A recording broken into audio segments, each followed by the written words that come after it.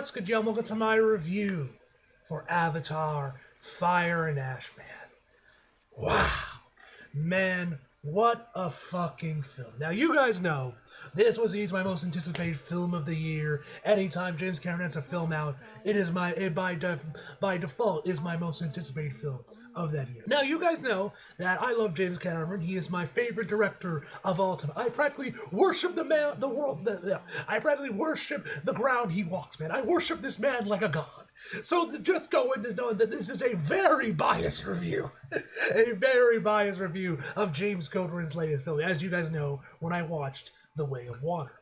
Now, before we jump right into the actual film itself, there's two things I want to talk about.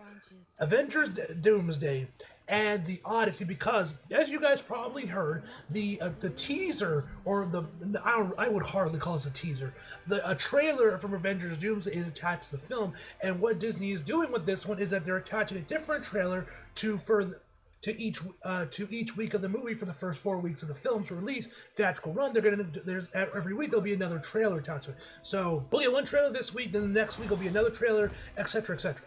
Now, when I heard this, I was like, hell yeah, a teaser trailer for Avengers Doomsday. This is going to be fucking awesome, man. And there are going to be 4 of them, man. They're probably going to be like slightly differently edited, maybe showing us small glimpses of other sections of the film. Maybe we'll see stuff going on with the Avengers. Maybe we'll see an X-Men trailer or something like that. And really, after watching the initial trailer that was attached to this movie, which, by the way, for a while I was kind of worried, like, hey, if my AMC wasn't actually going to screen the trailer, because the way they did trailers was weird for this movie, man, which is weird considering what happened previously with other films. The times I've been in at AMC, both currently and back when we were first living there in Stafford, like about a decade ago, in the early to mid 2010s, was that, like, you guys know how, and it was also just kind of cool to see an Avatar movie in that AMC, man, because that AMC holds a lot of space, because you guys know I went there as a kid, man. I always loved that theater, man, and I was happy to see Avatar in this theater, which was actually my mom. I was cool to watch at the Regal, man, but Mom was like, nah, we're going to the AMC for Avatar. I'm like, hell yeah, we get it. We go to the good theater, the good shit for James Cameron, man, and bro, the 3D too, man, Jesus Christ, incredible. Anyway, for the opening business review, I'm going to talk about the Avengers Doomsday trailer, as well as a new preview, because I want to call it a trailer, because it's really not. It's a preview, like back, you guys remember when I had watched Star Wars Rise of Skywalker, they had a preview for Tenet attached to that film as well, which was the theater section, which was like 10 minutes. Was the theater section, they played that scene entirely in IMAX before, they went on with the movie. They did the same thing here with the Odyssey, where they showed up like a 10-minute sequence of the film. So, I want to talk about these real quick, man, so I'll be putting timestamps in the video in the description. If you guys want to jump straight to the Avatar review, you guys don't care about, what I think about Avengers Doomsday, and of course the Odyssey. So, I want to give you guys that, a heads up real quick. Now, let's start with the Avengers Doomsday. Like I said, I didn't think I was actually going to get this trailer. I was starting to worry that I was actually going to get the trailer, because the way that they were doing trailers with this was weird. Now, as you guys know, if you guys have seen any film at an AMC or a Regal, or, whatnot, whether it's in an IMAX screen or an IMAX 3D, you guys know there is levels to this. You have, of course, your opening commercials and random bullshit before the movie probably starts, before showtime begins. Then you get your normal trailers, man. And if you're seeing this movie in IMAX 3D, or in IMAX 3D, then at the tail end of it, man, once we get to the near trailers, maybe for like one of the last 2 trailers, the camera does the wipe thing, which I don't know what it's doing. Maybe it's like switching the lenses to get the 3D or something. I'm not exactly sure. I just know every time when I see, like, both for the AMC Regal, when it switches to 3D, there's always you can always see a visual wipe across the screen, like the lenses are changing or something, man. I don't know the exact technology, but anyway, that goes to 3D. It watches the 3D trailers, and then the movie actually probably begins. Here, it was all over the place. You had your commercials at the start of it, then some trailers then you had a few trailers, then you had commercials back again, then it would switch to a 3D trailer, switch back to a 2D trailer, then later switch back again to a 3D trailer, play the AMC opening bits of, like, with, that opening bit with like about We Love Movies sort of thing that people were memeing on with that actress, Nicole or something, whatever her name is, I'm forgetting her name, and the whole thing about the AMC A-listers, like we in movies are better here. They play that, then they finally play the, I think it was like after that is when we got the Odyssey trailer, the Avengers Doomsday trailer, which is in 3D, and then the movie actually probably began. It was all over the place, man. This is the first time I see something like that. It was weird, man, because like I said, usually it's just like commercials, trailers. If you're seeing it's IMAX 3D, then a couple 3D trailers, and the movie starts. Not going back and forth. So I was kind of worried, like, hey, am I literally gonna have to watch all 4 trailers off my phone that's like on a screen recording, man, and I won't actually have to witness any of them? But then they thankfully did. That was like the last one they played before the movie, which also kind of shocked by this. I don't know. I'm pretty sure Way of Water was like this too, but I might be misremembering. But once again, Avatar didn't have its own special IMAX countdown thing like Fantastic Four and a few other movies. Instead, this time it was actually they played Mandalorian Grogu for the IMAX countdown thing, which, hey, that was cool to see, man. It was a cool countdown, but I was like, Avatar is doing it, and Avatar doesn't get its own special like IMAX countdown thing, given how intertwined these two forms. Like if you think Avatar, you think IMAX 3D. You watch a film in IMAX 3D. It's the way these films are meant to be watched. You think that the Avatar was get their own separate like countdown thing, but they didn't. Like I said, it was Mandalorian Grogu. Which, like I said, it was cool enough, but I was just kind of surprised. But anyway, I've rambled on long enough. Let's get into the actual Avatar. I already know this reviews could probably be like 40 minutes just because of all of my rambling. But anyway. So, first of all, let's talk about Avengers Doomsday, man. Now, like I said, I do not call these teaser trailers. These seem like, actually, after watching it, man, I'm pretty sure all 4 of these are going to be glorified character trailers announcing a new character that's going to be appearing in the films. And the first one, so spoiler alert, if you guys don't want to know nothing, you want to skip ahead, skip ahead. But the first one, which unfortunately I did get spoiled on, and apparently this had leaked as well, but I did get spoiled on this because MCU Direct, which was weird because they're usually pretty good about hiding spoilers. Like they ever tell us on the spoiler in the film that just came out, they usually put in their tweet something, whatever happens, spoilers, and then you want to learn more, read the actual, they link to the actual article where they tell everything. But here they just straight up said Steve is back in Avengers Doomsday. I was like, okay. So unfortunately that was kind of spoiled to me, man, but the teaser still shows Steve on a bike as he gets back to his home, I'm assuming, where I'm assuming him and Peggy live with their new child. They have a son. And then we see him like pull out the suit and everything, man. We see him hold the baby. You see a shot of Chris Evans, and then it says Captain America, or like I think it might say Steve Rogers, will return in Avengers Doomsday. So I was like, oh, that's it? Because like I said, I thought these were going to be like legit teaser trailers to, for the film. But like I said, after watching the fact they're doing 4 of these, men, these look like they're going to be more character trailers announcing specific new characters that maybe we haven't already been confirmed will also return to the film in these 4 weeks. I could be wrong on that one, or maybe one of these will be a legit teaser, but I'm pretty sure all of these are going to just be character trailers announcing new characters, whether we see new X-Men characters, we see that one confirming that Falcon or Captain or Carol are going to be confirmed, man. But the first one is a big one, Steve Rogers. Obviously, as we know, Steve went back in time, to be with Peggy, man, grew old, gave Sam the shield, and, we're off to the races from there. And here, he's young again. He looks the same as we saw him before he time traveled in Avengers Endgame. So obviously the basic question is this more time travel fuckery where like Sam or somebody else brings Steve back in there to be Captain America? Is this a variant of Cap, or maybe he's with Black Widow? Because obviously you guys remember that's a popular ship, which I will agree with. Like Chris and Scarlett had so much great covering, which is I'm shocked they ended up going like, nah, fuck all that. Let's put Black Widow with the Hulk for Avengers Age of Ultron. But that's still weird. That still baffles me considering how much great chemistry Chris and Scarlett had for Winter Soldier. But I digress. And you guys remember they had a kid in the 3rd Ultimate Avengers movie back when Marvel was doing direct-to-DVD movies. If you guys remember that. But anyway, so who knows? It could be Peggy's kid. It could maybe like Hail Mary for those guys, man. It ends up being Black Widow, and he's a variant from another reality that they bring in there to have some additional backup to take on the X-Men or something.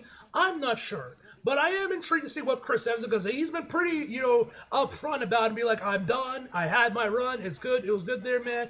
And that he was done and moving on to his new, his latest endeavors in film. So I don't know. The mouse probably came in there, gave him a boatload of cast. He's like, too much cast that he would be stupid to turn down. He's like, fine, I'll come back. So we got both him and RGJ coming back for Avengers Doomsday. I am intrigued about Cap's inclusion, man, just to see what that is. Is it a variant? Is it the Steve we know and love? Is this time travel, like I said, or is it the multiverse? He's a variant instead, man. Who is the kid? Who is the mother? Is it Peggy? Is it Black Widow? Like, what is he up to, man? Like, these are all questions that definitely make me more intrigued to see the film afterwards, man. But we'll have to wait and see on that. Like, maybe once we get like a proper teaser trailer, we might get some answers about some of these questions. We'll have to wait and see. And I'm excited to see what the other three trailers are going to be, which I'll probably have to watch screen recordings of, because there's no way in hell I can convince my mom, hey mom, can you take me to see Avatar 3 more times so I can see the Avatar, so I can see the Avengers teasers. So, I'll probably have to wait and see those come on Twitter and whatnot, man, and watch them there and see what other characters get announced. But hey, the first one's Captain America. That's cool. Now, let's talk about the Odyssey. Now, the Odyssey, like I said, it was a 10-minute preview, like we saw with Tenet, showcase this sequence of the film. Which for Tenet was like the whole theater sequence, man, which was incredible. And here they do this battlefield, which I think I have a friend of mine that's actually read the Odyssey novel, and she's kind of like not that interested in the film because apparently there's been some stuff apparently the screenplay has come out where they're gonna be changing certain details compared to how it was in the original novel and whatnot, man. And she isn't very into it, man. I'm not entirely sure. Like I think I read the novel in college in like my first year, but I don't remember anything from it, so my opinion is kind of my opinion on it doesn't really mean anything. I'm mostly just gonna be judging it by the film itself. But anyway, I think it was called like the Battle of Troy or something like that, man. But anyway, it's basically where Matt Damon, I'm pretty sure, plays Odysseus. You had you had John Bernthal in there as well. A bunch of other random soldiers come in there, man. They're sneaking in on like this horse statue. There's like one of these like Roman, I don't know, there's Roman soldiers or whatnot, man. Like poking at it with a sword to see if someone's in there, man. It actually does stab one of the guys, and they like put their hands over his mouth, and the guy like puts his hand over the sword to clean off the blood of it so he doesn't know that they're in there. And then eventually at nightfall, they come out there, man. They sneak out there and kill a bunch of guards. They fight a bunch as they're trying to open up the gate to let in a bunch more soldiers in there, man. And we ended up with them rushing in through the gate, and we see this dude in the most badass black armor I have ever seen, man. It is so fucking cool, man. Seriously, easily, yeah. The Troy Saga is what it's called. Apparently, like I'm just reading off her DM, the GCM. But anyway, yeah, it looks so fucking cool, man. Christopher Nolan, don't miss, man. I love the sequence in particular when I think it might have been Matt Damon, might have been a different character, had like grabbed an arrow or like threw something over the wall to illuminate, and you can see this army of soldiers behind them as they all start to rev up for battle and get ready for battle. Right as they're opening up the gate, as more soldiers from Troy or wherever they're at come in there, try to stop them, man, as they're firing arrows, man. It's such a hype sequence, man. The music was awesome, man. It was edited to perfection, shot to perfection, lit to perfection, directed to perfection, man. It was such an incredible sequence, man. An amazing showcase for the film, man. Why no trailers for this film has been released on YouTube yet is a mystery to me. It's like, did Christopher Nolan sign some new deal with this film that Universal can't release any trailers online? They're all limited, they're all exclusive to movie theaters? Because why hasn't nothing from this film come out officially on YouTube? It's just been like the teaser and this, and there's been nothing on YouTube. Officially, anyway. I'm sure there's probably like screen recordings of them somewhere on the internet, on Twitter or whatnot, man. But yeah, that was an amazing sequence, man. I'm hyped for the film, man. You guys are a fan of this movie. This movie sold out on it had like 70mm IMAX screens already up for pre-order a year in advance. They all sold out instantly, man. Shit's gonna be crazy, man. I can't wait to see the Odyssey, man. In fact, that preview was so good. Straight up, someone in the row in front of me said, "We could leave now. That alone was worth the price of admission for the ticket." And I was like, bro, I agree with you, man, because goddamn it, that was an incredible showcase, man. I didn't even know that was in there, man. So that was a pleasant surprise to see a 10-minute showcase of the Odyssey, man. It looks so fucking cool, man. I cannot wait for that film to come out, man. It's gonna be so fucking awesome. But anyway, I got all that out of the way, man. We are here. Now let us talk about Avatar Fire and Ash. So the movie is directed, of course, by the legendary, the GOAT, James Goldwyn. And of course stars Zoe Saldana, Sam Worthington, Sigourney Weaver, Stephen Lang, Ona Chaplin, Onan. I'm probably mispronouncing her name. I apologize. Chaplin, Kate Winslet, Michelle Yeoh's in this. Oh yeah, I think she voices like plays one of the water Navi, but I don't remember her. I don't really remember her on screen.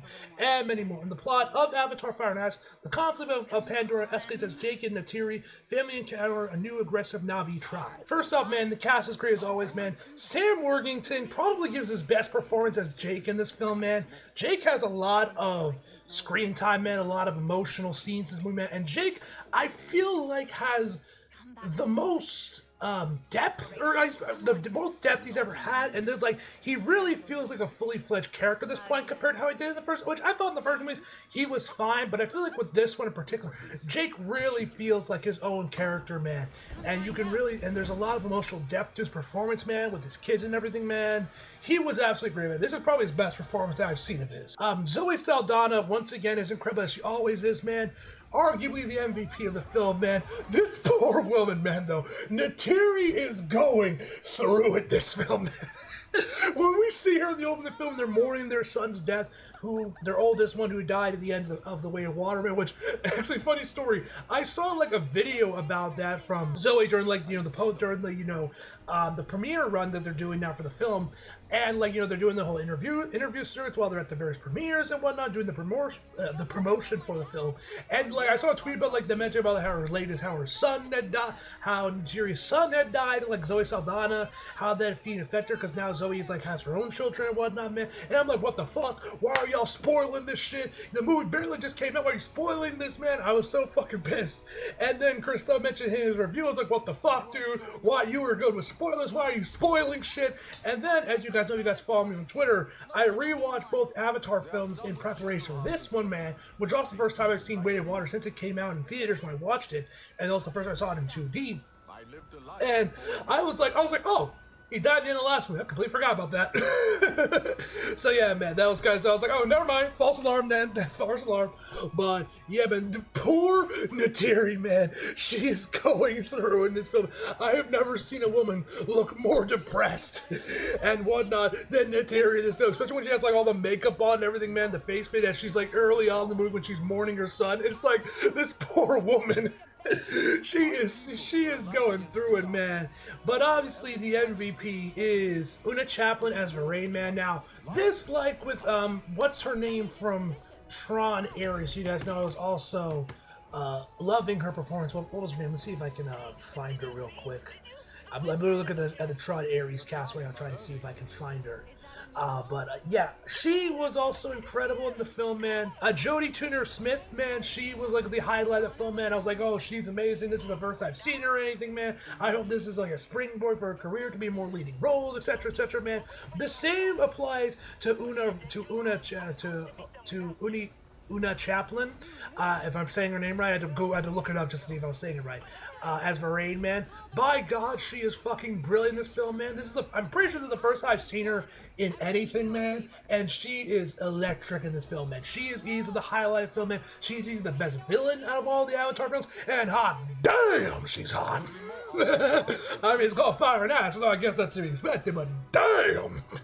Seriously, bro. I had to throw that in there, man. I had to, man, because she a bad bitch. She is a bad bitch. But anyway, ladies and gentlemen, yeah, she's amazing, man. She's incredible, man. And yeah, listen, I hope this leads to more leading roles for her, man, and she can use it as a springboard to her career for more leading roles, man, because she's fucking brilliant, man. She was absolutely incredible in this film, man. Sigourney Weaver is great as always, man, as well as Stephen Lang. But yeah, man, like I said, Una Chaplin is easily the highlight as Varane, man, and like I said, easily the best film. Now, let's talk about the obvious thing before we jump right into the rest of the video. The 3D.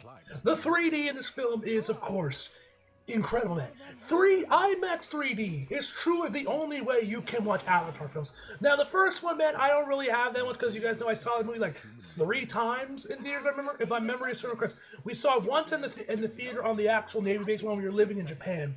We saw it in IMAX 2D while we were staying in Guam for a bit. We were on vacation at the time. And then a third time we actually saw it in 3D at an actual Japanese cinema that was off base somewhere in like Iwakuni, which is where we were living at the time, so it might have been around that area, might have been somewhere around there when we saw it, man. We saw the movie in 3D, and so like, and I don't really remember much of 3D from that first Avatar film, so like, I don't really have much of a connection to 3D. I wish I could see the original Avatar in IMAX 3D, man, because I didn't get the chance to, man. I would love to, man, but I didn't. So, but like, watching Way of Water again, because like I said, I rewatched both the last two films to prepare for Fire and Ash, man, and watching Way of Water in 2D, man.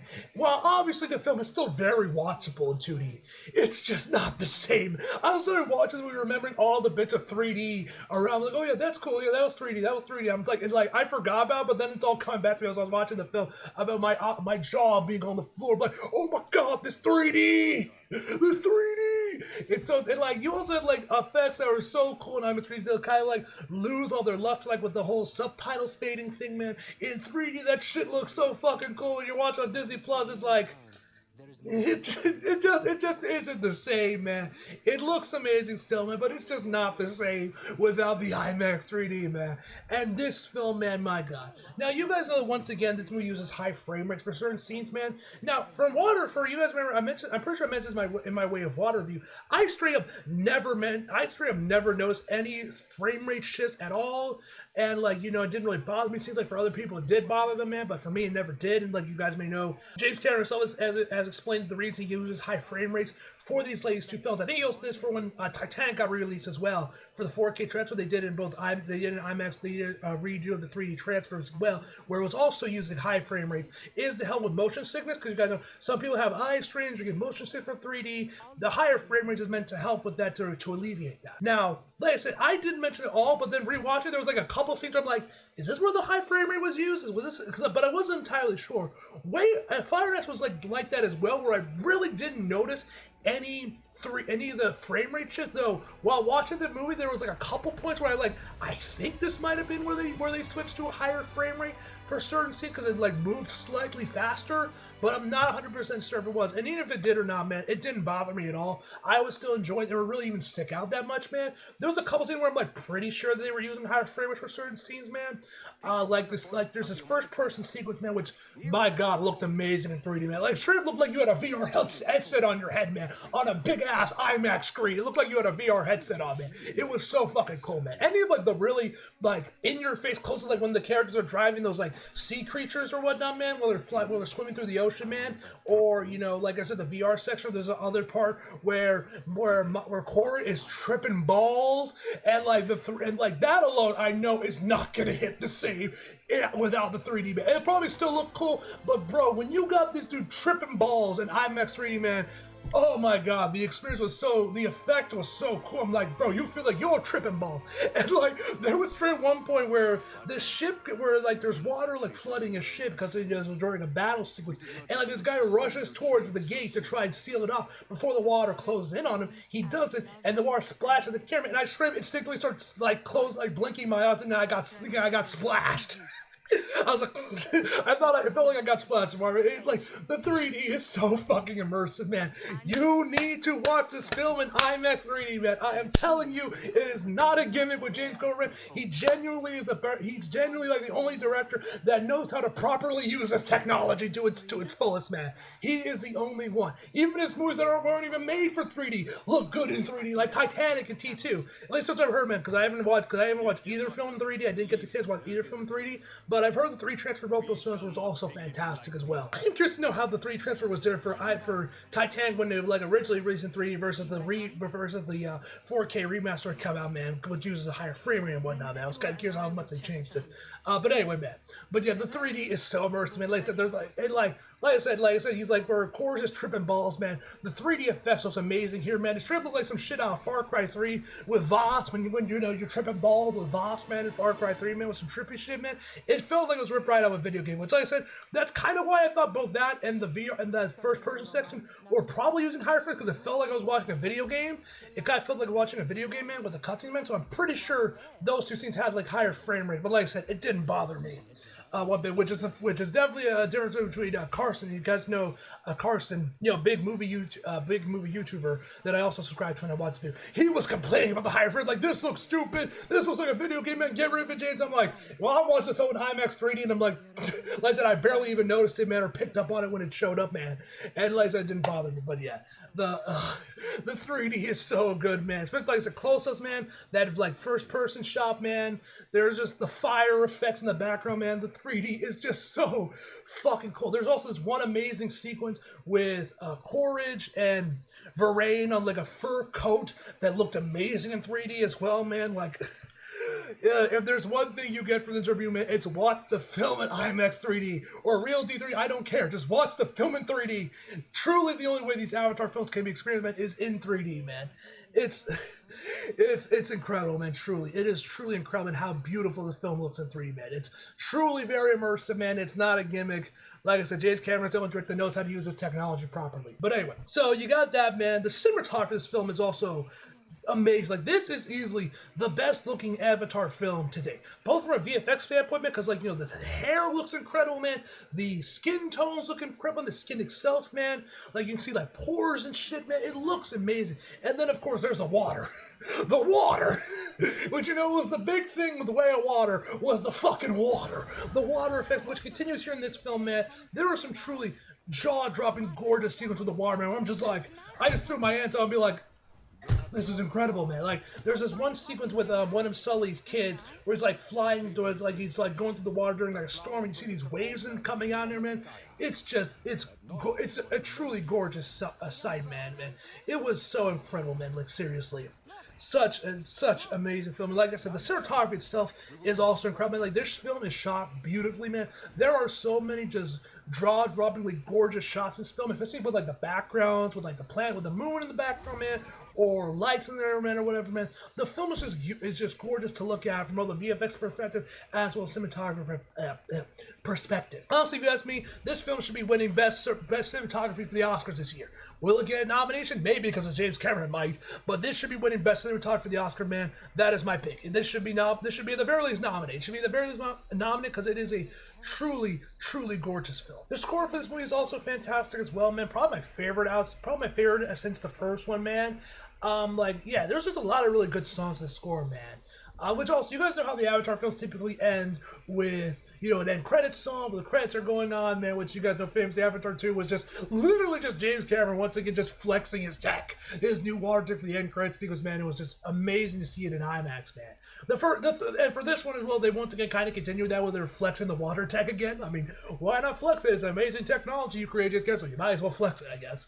But anyway, this time for Avatar 2, if I remember quickly, it was the weekend they did the end credits song. This time it's actually Miley Cyrus, which was surprising to see because, she is the person I would think that would do an end credits Avatar song. The song was great.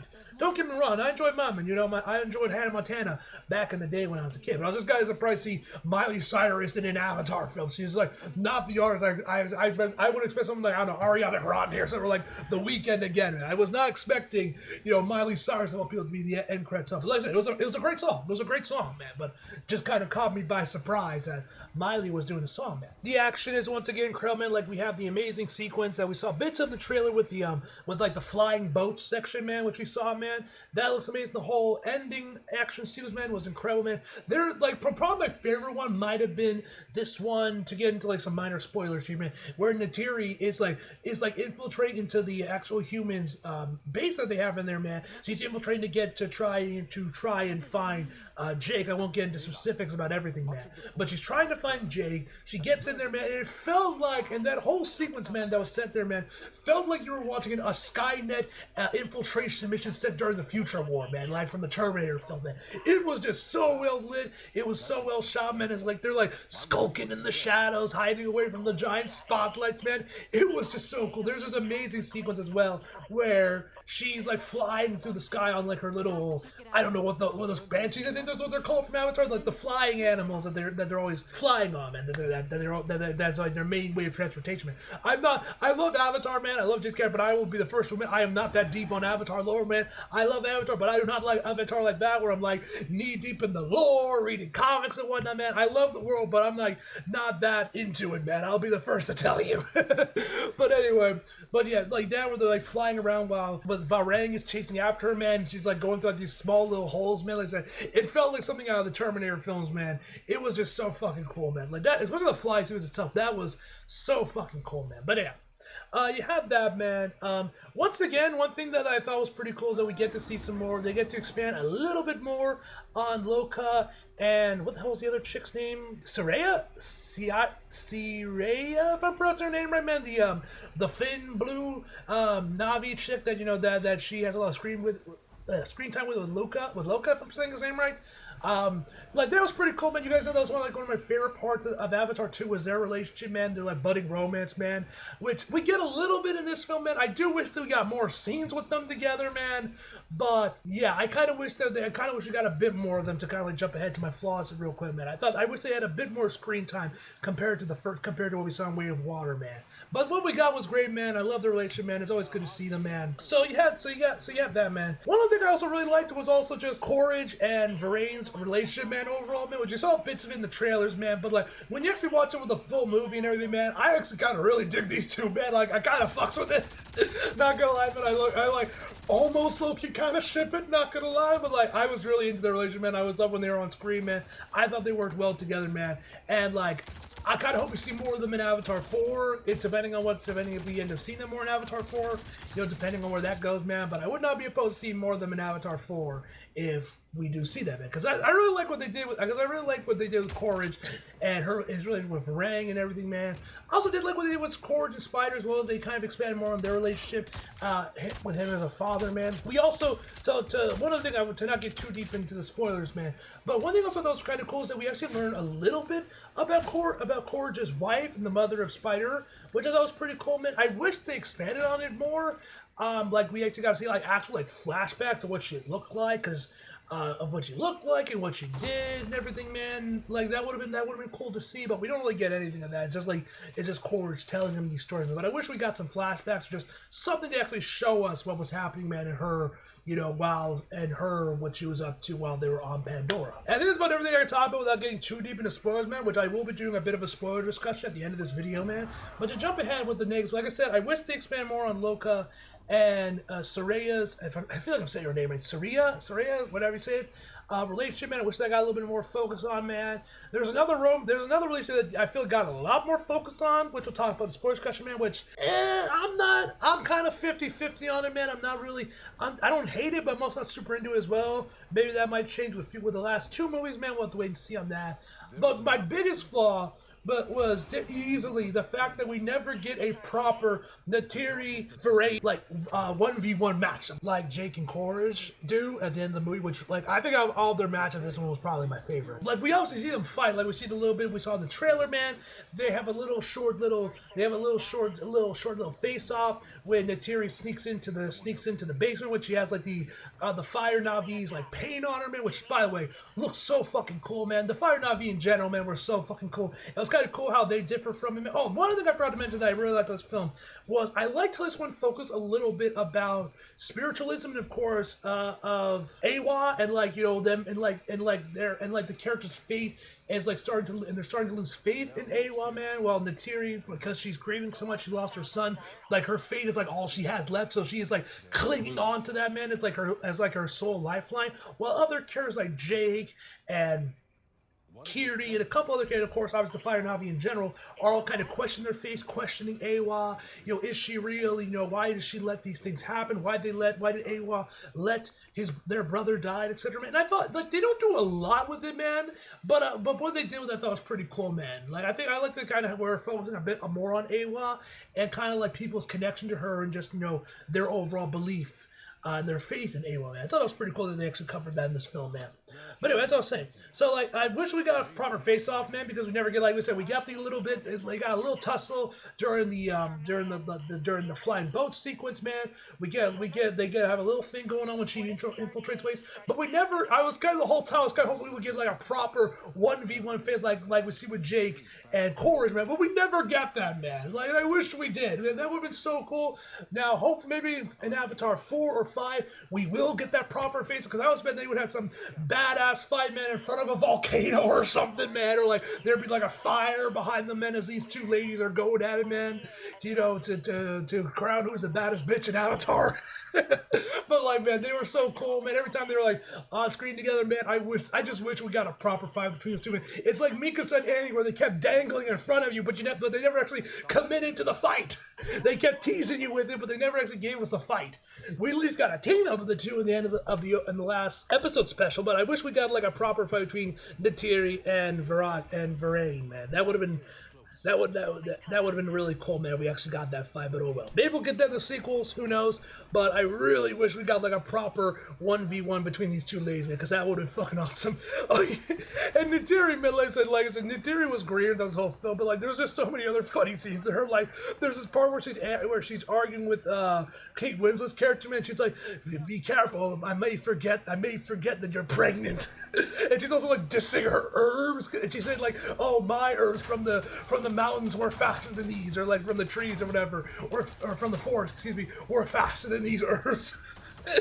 I love Neytiri, man. She might be my favorite character in the series, man, honestly, outside of obviously, you know, Varane and like Corage and whatnot, man. She might be my favorite character, man. I love Neytiri so much, man. She is so much fun, man. Now, this one we'll get into sports discussion, guys. So I'll give you guys my final verdict, and then from there we'll go into sports discussion, man. I'm not going to talk about too much, man. So if you guys don't want to get spoiled, leave now, etc. Final verdict, you already know, a 10 out of fucking 10, ladies and gentlemen. So yeah, sports discussion, you guys do not want to get spoiled, leave. Now, the one thing that was probably well, actually, before we talk about AWA in a second, we'll talk about AWA later. But one of the things that this movie does focus on is that we actually focus on Spider and Kiri. As you guys know, I did mention the movie because I didn't really have much of an opinion on it. Where Kiri, which we saw in the trailers, that we see that Spider becomes at least somewhat partially Na'vi, or at least he can now breathe the air, same like the Na'vi, man. So he doesn't need the mask. Anymore. Which I did like that was actually a thing, man. Because you know. Because like in the previous two films, we had never seen anyone run out of air in the mask, man. They always just kind of had them on and was just chilling. So I was always kind of wondering, like, do these actually run out of air at all? And this film said, oh yes, they most certainly do run out of air. Because that's a big thing for Spider to have the good chunk of the film, man, where he's like losing air, man. You have to quickly get him a new mask on. It's starting to become a bit of a hindrance having to always carry one on there, man. He can't really live with Na'vi because of this, man. And then like it happens while they're trying to run away from the fire Na'vi, where he like loses, where he starts getting really low on air, and where it gets empty, and this is when Kiri like fuses him with AWA, or connects him with AWA to the forest, and he ends up being able to, you know, breathe the air as the same as a Na'vi, and grab the hat, and also have the little braid thing where he can connect to the various animals and whatnot to connect to AWA or whatever. But not only that, they actually set up a relationship between Spider and Kiri where they actually do kiss. And I'm like, you guys may remember in my review for Avatar Way of Water where I mentioned like how this scene where Kiri was like clinging on to Jake like somewhere early in the movie, man, must have looked ridiculous on set, given, you know, Sigourney Weaver is a woman in her 60s playing a 15-year-old girl, you know, and I think like how old is he? Sam's like what, in his 50s now, his 40s? How old is he? 49. He's almost 50 years old. So I'm like, then there's this scene where you have a 60-year-old Sigourney Weaver kissing Spider, who I'm assuming is in like his late teens or like 20s when this was filmed. Because you guys know the Avatar films 2 through 4 were all recorded, or at least the first half of 4, because there's like a big time skip apparently, and that's why they kind of like put the production on hold so the actors could age up, man, then film the rest of the movies, and then film the rest of 4 and then 5. But anyway, so they have that whole thing where he was like, when they were filmed back in 2014, you have like I said, a 60 or whatever, however old Sigourney Weaver kissing this dude that's literally half her age. And I could just imagine what this must have looked like on set with the mocap suits on, where we have like this 60-year-old woman kissing a dude that's like in his like maybe early 20s, late teens. It must have looked absolutely ridiculous on set, man. I remember I literally saw the kiss. I'm like, and I immediately thought of like, you know, how old Sigourney Sigourney Weaver is in comparison to probably how he was, man. I'm like, man, this must have been awkward and weird and looked ridiculous on set when they were actually filming this with the mocap suits on and everything, man. But yeah. Now, me personally, man, I'm kind of indifferent to the relationship. I'm not super into it, man, like I am with Loka and Saraya, how do you pronounce her name, man? So I wish they focused more on that relationship. They like really focus on it. We can actually see them maybe finally get together in this film, man. Unfortunately, they don't. Instead, like I said, it feels like they were more focused. That's James Cameron's more focused on Kiri and Spider for this film, man. And like I said, I'm not super into it, man. I'm like not into it, man, but I also don't hate either. Maybe 4 and 5 might change my opinion on it, because like Jake and Neytiri, I was also not super hot on from Avatar 1, but in Avatar 2 and Fire and Ash, I've really fallen in love with their relationship, man. I've really gone behind them, man. So the same could happen with these two as well, man, in the next 2 films. We'll have to wait and see on that, ladies and gentlemen. But yeah, you have that, man. And now the big one for this film was we actually get to see what Awa looks like, and we don't get like a clear look at her. We kind of just see like when they pass through like this forest area or whatever Kiri is at to connect to Awa. When they finally get through the forest, they see just basically this woman's face, and it kind of reminded me. Now you guys know I haven't seen 2001: A Space Odyssey, but you guys know I'm pretty sure that's a film I'm thinking of anyway. That there's like a baby on there, man. Like it's on the posters and whatnot, man. Like there's like this giant baby face on the poster, man. It reminded me a lot of that. And like it's like this feet, and it's like this woman's face, man. It looked really interesting. It was kind of cool to see Awa. Now, apparently, according to my mom, after the film had wrapped, when she went to the bathroom, there was a whole argument with some of the women there where they're arguing what Awa shouldn't have looked like. So I guess maybe some people were not into the way Awa looked in this film, man. I personally kind of dug it, man. I thought it was really cool to see what Awa actually looks like, man. And I thought it was pretty cool, man. I thought the scene itself looked really, really cool, man. That's just my thing. Oh yeah, 2 other things I want to quickly talk about. One, Parker's actually back in this movie, which is kind of surprising because he was like, I'm pretty sure completely MIA in Avatar 2, man. But we actually get some decent screen time here. Where now here he isn't the bad motherfucker being like, yo, come over here, take them out, grab my unobtainium. We're like the military chick from the second one is now the one running shit. She's kind of basically just treats him like he's just a minor nuisance more than anything, man. But it was pretty cool to see him, man. It was really cool to see him.